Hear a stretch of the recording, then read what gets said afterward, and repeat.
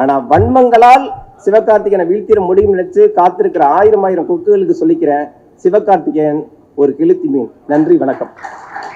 விமர்சனங்களை அவர் ஒருபோதும் ஒரு எதிர்ப்பை நினைக்கிற ஆளே கிடையாது. விமர்சனங்களை நல்லபடி ஏத்துக்கிறவர். அவர்கிட்ட பல தடவை பார்த்து பேசி பழகின விதமா நான் சொல்றேன், எந்த விமர்சனத்தையும் அவர் உதாசீனப்படுத்தல், ஏத்துப்பார். நியாயமான விமர்சனங்கள் தான். ஆனா அது வன்மமா மாறுறப்போ அவர்கிட்ட இருந்து எந்த பதிலையுமே நான் பார்த்ததில்லை. இன்முகமா கடந்து போறது மட்டுமா தான் இருக்கும்.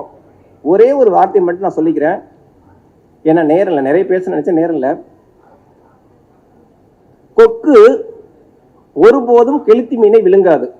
ஏன்னா கெளுத்தி மீனை சாப்பிட்டுச்சுன்னா கெளுத்தி மீனோட முள்ளு கொக்கோட கழுத்தை கொதறி சாகடிச்சிரும், கொக்கை சாகடிச்சிரும். இயல்பான யதார்த்தமான கருத்துக்களா இருக்கட்டும், எதிர்வினைகளா இருக்கட்டும், விமர்சனங்களா இருக்கட்டும், அதை பத்தி பிரச்சனை இல்லை. ஆனா வன்மங்களால் சிவகார்த்திகேயனை வீழ்த்திட முடியும் நினைச்சு காத்திருக்கிற ஆயிரம் ஆயிரம் கொக்குகளுக்கு சொல்லிக்கிறேன், சிவகார்த்திகேயன் ஒரு கிழித்தி மீன். நன்றி, வணக்கம். இங்க பேசினா சீக்கிரம் பேசிருக்கேன், அதனாலதான். தாய் கிளைவிக்காகவும் தம்பி சிவகார்த்திகேயனுக்காகவும் இங்கே திரண்டு வந்திருக்கிற எல்லாருக்கும் என்னுடைய பணிவான வணக்கம். ரொம்ப சீக்கிரம் முடிச்சிடுறேன். மனிதர்களில் மிகப்பெரிய தாக்கத்தை உருவாக்கக்கூடியவங்க யாருன்னா, பெரும் பணம் படைச்சவங்களோ, பெரும் புகழ் படைச்சவங்களோ, அரசியல் ஆளுமைகளோ, சாணக்கியர்களாக கிடையாது. கணிக்க முடியாதவர்களாகவும், யூகிக்க முடியாதவர்களாகவும், எடை போட முடியாதவர்களாகவும், ஜட்ஜ் பண்ணவே முடியாதவங்களாகவும் யார் இருக்கிறாங்களோ அவங்க தான் மிகப்பெரிய தாக்கத்தை, மிகப்பெரிய திருப்பத்தை இந்த மண்ணில் நிகழ்த்துவாங்க. ஒரு பத்திரிகைக்காரனா 15 வருஷம் இருந்திருக்கிறேன், சினிமாவில் ஒரு 10 வருஷம் இருந்திருக்கேன். இந்த 25 வருஷத்துல எத்தனையோ அரசியல் ஆளுமைகளை, தலைவர்களை, பிரபலங்களை, சினிமாக்காரங்களை பார்த்துருக்கேன், கடந்திருக்கேன். என்னால கணிக்கவே முடியாத ஒரு ஆள்னா அது தம்பி சிவகார்த்திகேயன் மட்டும்தான். எந்த இடத்துலையும் அவர் என்ன பண்ணுவார், என்ன செய்வாருங்கிறது கணிக்கவே முடியாது. இப்போ தேர்தல் நேரம் எந்த கட்சி யார் கூட கூட்டணி வைக்கணும்னு கேட்டீங்கன்னா கூட என்னால் பட்படாத பதில் சொல்லிட முடியும். ஆனால் சிவகார்த்திகேயன் யார் கூட கூட்டணி வைப்பான்னு கேட்டா என்னால் இல்லை, இண்டஸ்ட்ரியில் உள்ள எவராலையும் பதில் சொல்ல முடியாது. ஏன்னா சிவகார்த்திகேயன் அடுத்து யாரை வச்சு படம் பண்ணுவார்னு ஒரு 15-20 இயக்குநர்கள் பட்டியல் பேர் அடிபட்டப்ப கூட அந்த பட்டியல் அடிபட்ட பேர்ல யார் பேரும் இல்லை, திடீர்னு தம்பியை செலக்ட் பண்ணாரு. அப்போ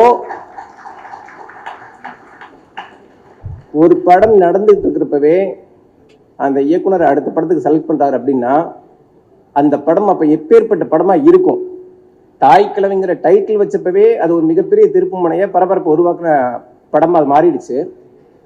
சரி, இந்த அளவுக்கான அந்த படத்தை பார்த்தே ஆகணுங்கிற ஆவல் ஏற்பட்டுச்சு. தம்பி நான் எவ்வளவு சீக்கிரம் அந்த படத்தை எனக்கு காட்ட முடியுமோ காட்டுங்கன்னு கேட்டேன். நேற்று அந்த படத்தை பார்த்தேன். உண்மையவே சொல்றேன், ராதிகா மேம் பார்க்காத கேட்காத கதை இல்லை, பார்க்காத படம் இல்லை, பண்ணாத பாத்திரங்கள் இல்லை, பேசாத வசனங்கள் இல்லை. ஆனாலும் மொத்த தமிழ் சினிமாவும் சேர்ந்து அவங்களுக்கு திருஷ்டி சுத்தினா கூட அது 100% தகும்.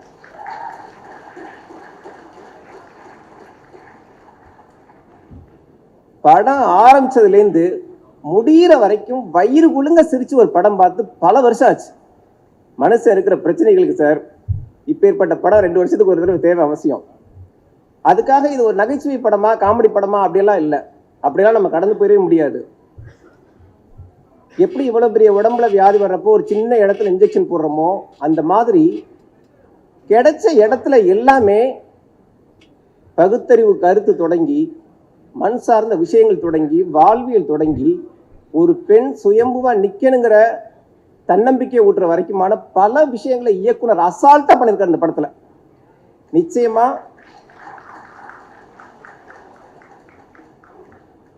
இந்த படத்தில் நடிச்ச அத்தனை கதாபாத்திரங்களுமே, அதாவது நல்ல கதைக்கு, நல்ல திரைக்கதைக்கு ஹீரோக்கள்லாம் தேவையே இல்லை.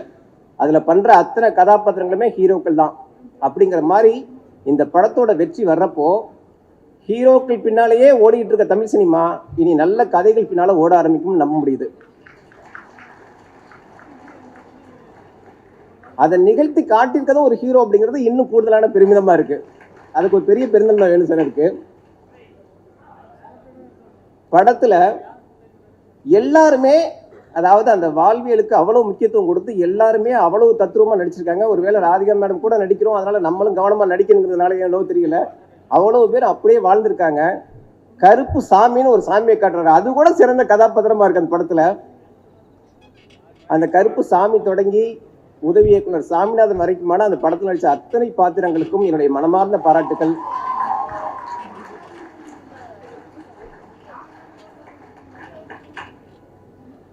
தம்பி சிவகார்த்திகேயன் பத்தி ஒரே ஒரு விஷயம் முக்கியமா சொல்லணும். கொட்டுக்காளி படம் ரிலீஸ் ஆனப்போ அவரை நான் சந்திக்க போயிருந்தேன். படம் ஜெயிச்சா நான் சம்பாதிச்சுக்க போறேன்னு, படம் தோத்தா அந்த கடனை நான் ஏத்துக்க போறேன். ஆனா இந்த படம் தியேட்டருக்கு வரலாமான்னு எப்படி நான் கேட்குறாங்க அப்படின்னாரு. ரொம்ப ரொம்ப நியாயமான கேள்வி. அதுக்கு அப்பாற்பட்டும் ஒரு சில விமர்சனங்கள் யூடியூப்ல ஒன்று போயிட்டு இருக்கு.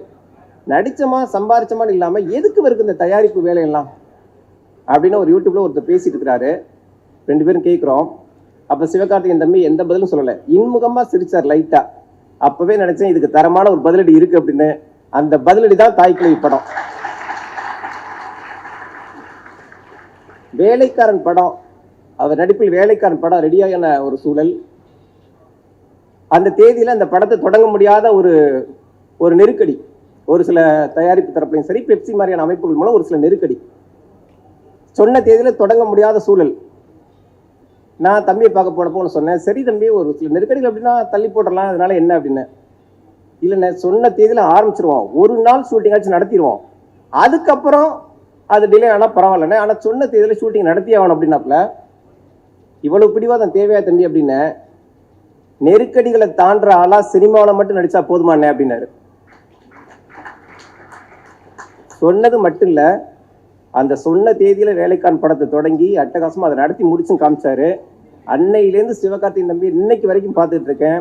அந்த வேகத்துல துளி குறையில, அவருடைய நிதானம், பக்குவம் எல்லாமே பார்த்தா, அதாவது ஒரு பத்திரிகைக்காரனா நான் பார்த்து மிரண்டு போயிருக்கேன். அதை பார்த்து நான் கூட சொல்லிப்பேன், தம்பி ஒரு 60-70 வயசுலாம் உங்களுக்கு பிரச்சனை வந்தா இதெல்லாம் என்னோட 20வது வயசுலயே பார்த்துட்டேன்ப்பான்னு அவர் அசால்ட்டா கால் மேல கால் போட்டு தூங்கலாம். அப்பேற்பட்ட அனுபவம் பக்குவம் அவருக்கு இருக்கு. விமர்சனங்களை அவர் ஒருபோதும் அவர் ஒரு எதிர்ப்பை நினைக்கிற ஆளே கிடையாது. விமர்சனங்களை நல்லபடி ஏத்துக்கிறவர். அவர்கிட்ட பல தடவை பார்த்து பேசி பழகின விதமா நான் சொல்றேன். எந்த விமர்சனத்தையும் அவர் உதாசீனப்படுத்தல், ஏத்துப்பார். நியாயமான விமர்சனங்கள் தான். ஆனா அது வன்மமா மாறுறப்போ அவர்கிட்ட இருந்து எந்த பதிலையுமே நான் பார்த்ததில்லை. இன்முகமா கடந்து போறது மட்டுமா தான் இருக்கும். ஒரே ஒரு வார்த்தையை மட்டும் நான் சொல்லிக்கிறேன், ஏன்னா நேரம் இல்லை, நிறைய பேச நினைச்சேன், நேரம் இல்லை.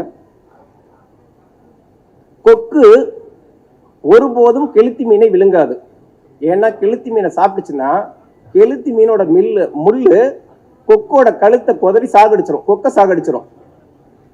இயல்பான யதார்த்தமான கருத்துக்களா இருக்கட்டும், எதிர்வினைகளா இருக்கட்டும், விமர்சனங்களா இருக்கட்டும், அதை பத்தி பிரச்சனை இல்லை. ஆனா வன்மங்களால் சிவகார்த்திகேயனை வீழ்த்திட முடியும் நினைச்சு காத்திருக்கிற 1000 கொக்குகளுக்கு சொல்லிக்கிறேன், சிவகார்த்திகேயன் ஒரு கெளுத்தி மீன். நன்றி, வணக்கம்.